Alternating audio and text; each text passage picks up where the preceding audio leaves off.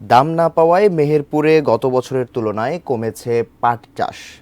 এছাড়া পাট জাগ দিতে জলাশয়ের অভাব, পোকামাকড়ের আক্রমণ ও শ্রমিক সংকটও কারণ। আগামীতে পাটের চাষ আরও কমার আশঙ্কার কথা জানিয়েছে কৃষি দপ্তর। মেহেরপুর প্রতিনিধি উম্মে ফাতেমা রোজিনার তথ্য ছবিতে ডেস্ক রিপোর্ট।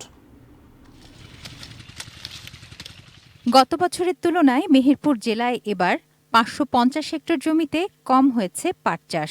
তার উপর খরা ও অনাবৃষ্টিতে বাড়েনি গাছ।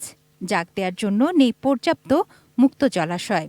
নানা রকম পোকামাকড়ের আক্রমণেও কমেছে পাটের উৎপাদন।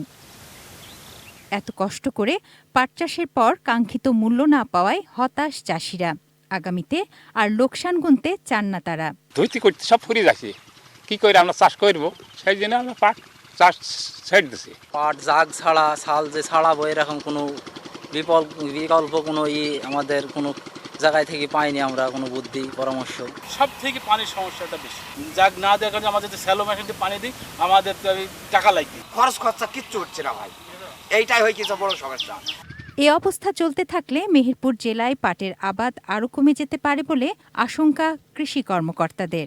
পাট যেহেতু পচাদের সমস্যা, লাগাতেও সমস্যা, মানে এর উৎপাদন মৌসুমে বৃষ্টি হয় না, পচার মৌসুমে বৃষ্টি হয় না, যার কারণে এখানে পাটের আবাদ হয়তো দিন দিন কমে যেতে পারে, এরকম একটা সম্ভাবনা দেখা দিতে পারে। মেহেরপুর জেলায় এবছর ২২,০০০ হেক্টর জমিতে পাট চাষের লক্ষ্যমাত্রা থাকলেও আবাদ হয়েছে মাত্র ১৬,৬৩০ হেক্টর জমিতে। তুনা জিনা তনু, ডেস্ক রিপোর্ট, এটিএন নিউজ।